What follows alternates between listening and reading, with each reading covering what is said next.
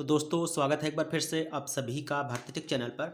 तो जैसा कि यूपी पंचायत चुनाव का सीज़न चल रहा है और चारों तरफ उत्तर प्रदेश में चुनाव की ही बात चल रही है।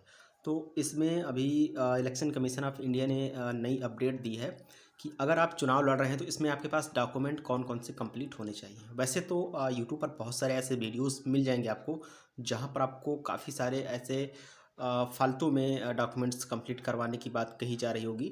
लेकिन मैं आपको कुछ ऐसी इन्फॉर्मेशन बताऊंगा और क्या क्या डॉक्यूमेंट्स आपको मुख्य रूप से लेकर जाना है जब भी आप निर्वाचन के लिए जाएं, और क्या डॉक्यूमेंट्स आपके पास नहीं होना चाहिए, फालतू में आपको किस पर काम नहीं करना है। तो इसी पर मैं आपको यहाँ पर बात करने वाला हूँ और यह कंप्लीट मैं वीडियो दूंगा और उम्मीद करते हैं कि इस वीडियो को देखने के बाद आप निश्चित हो जाएंगे कि आपके पास डॉक्यूमेंट कौन कौन से होने चाहिए।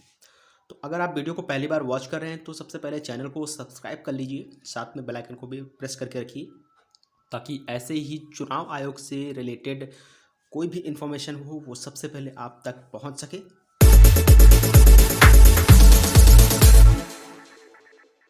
बात करें चुनाव लड़ने के लिए, सबसे पहले आपके पास चरित्र प्रमाण पत्र होना चाहिए और मैं कुछ बेसिक इन्फॉर्मेशन आपको प्रोवाइड कर दूंगा, क्योंकि चुनाव लड़ने के लिए जो न्यूनतम उम्र है मेल या फीमेल दोनों के लिए वो कम से कम 21 वर्ष होनी चाहिए और जिस क्षेत्र से आप चुनाव लड़ रहे हैं उस क्षेत्र के आप मूल निवासी होने चाहिए। जैसे कि जिला परिषद का जो चुनाव होता है, यानी कि जो इसमें काफ़ी सारे ऐसे व्यक्ति होते हैं जो वार्ड नंबर, जैसे कोई होता है, मान लेते हैं कि कोई व्यक्ति है वार्ड नंबर 15 का रहने वाला है और वह चाहे तो एक वार्ड नंबर 1 में चुनाव लड़े।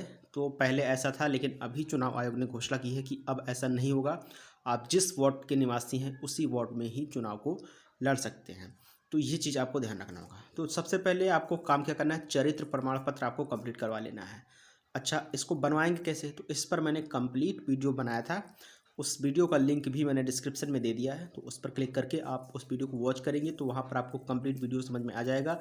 और इसके लिए आपको 50 रुपये का चालान कटवाना पड़ता है, आप मोबाइल से भी इसको अप्लाई कर सकते हो। तो सबसे पहला डॉक्यूमेंट आपके पास चरित्र प्रमाण पत्र होना चाहिए।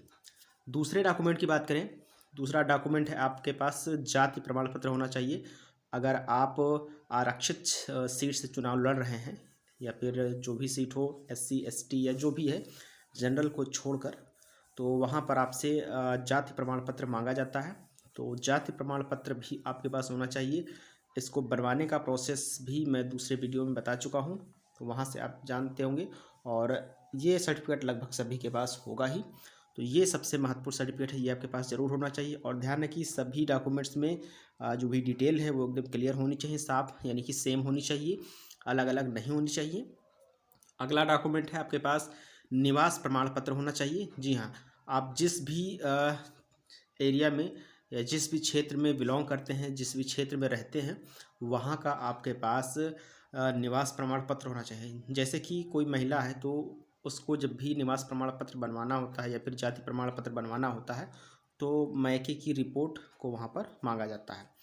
तो वो तो वहाँ का कंप्लीट प्रोसेस हो गया, लेकिन आपके पास निवास प्रमाण पत्र होना चाहिए यदि आप प्रधानी के लिए या फिर BDC के लिए या फिर कोई भी पंचायत का चुनाव लड़ रहे हैं, तो उसमें आपके पास यह सर्टिफिकेट होना चाहिए।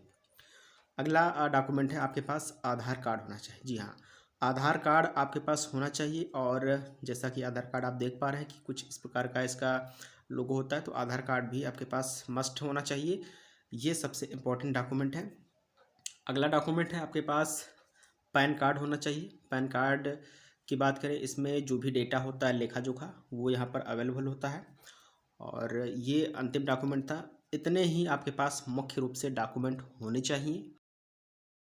तो कौन कौन से डॉक्यूमेंट आपके पास नहीं होना चाहिए उसके बारे में मैं आपको यहाँ पर बता देता हूँ। आधार कार्ड आपके पास होना चाहिए, मैंने अभी बताया। वोटर ID कार्ड भी आपके पास होना चाहिए, ये मस्ट है। और इस पर जो सूची होती है, यानी कि जो नामांकन सूची होती है, निर्वाचन सूची, उसमें भी आपका नाम होना चाहिए। पैन कार्ड के बारे में भी मैंने बताया और कैरेक्टर सर्टिफिकेट भी मैंने आपको बताया। निवास प्रमाण पत्र के बारे में भी मैंने बताया और जाति प्रमाण पत्र के बारे में भी मैंने बताया आपको। शैक्षिक योग्यता और इसके अतिरिक्त जो आपके पास डॉक्यूमेंट है, ठीक है, जो भी डॉक्यूमेंट मैं यहाँ पर बता रहा हूँ, संपत्ति का घोषणा पत्र जिसमें चल व अचल संपत्ति का विवरण हो, आरक्षित वार्ड से चुनाव लड़ने की स्थिति में संबंधित जाति का प्रमाण पत्र, इसके बारे में भी मैंने बताया आपको। जमानत राशि, शौचालय संबंधित प्रमाण पत्र, शैक्षिक योग्यता, नाम निर्देशन पत्र पर आरोप, 50 रुपये के स्टाम्प पर शपथ पत्र या शपथ पत्र को नोटरी से प्रमाणित कराना अनिवार्य। आयु प्रमाण, आवेदक की आयु 21 वर्ष पूरी होनी चाहिए। पंचायत समिति या जिला परिषद से एनओसी।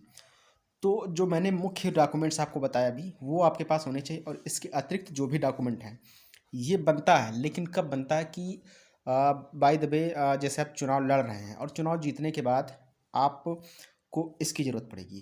पहले इसकी ज़रूरत नहीं पड़ती। पहले जो मैंने अभी आपको बताया, सिर्फ उतने ही डॉक्यूमेंट्स की आवश्यकता पड़ती है। तो पहले आप उतने डॉक्यूमेंट को कंप्लीट रखिएगा और इसके अतिरिक्त आपको कुछ भी डॉक्यूमेंट क्लियर नहीं करवाना है। आप फ़ोटो को भी साथ में ज़रूर ले लीजिएगा और इतना ही आपके पास अवेलेबल होना चाहिए। तो उम्मीद करते हैं फ्रेंड्स आपको यह वीडियो ज़रूर पसंद आया होगा, और अगर वीडियो पसंद आया, अच्छा लगा है तो प्लीज़ लाइक तो बनता है और सब्सक्राइब जरूर कर लीजिए। बेल आइकन को प्रेस करके रखिए ताकि कोई भी अपडेट जब भी ऐसी मिले तो सबसे पहले आपको इसकी इन्फॉर्मेशन मिल सके। मिलते हैं नेक्स्ट वीडियो में। Thanks for the watching.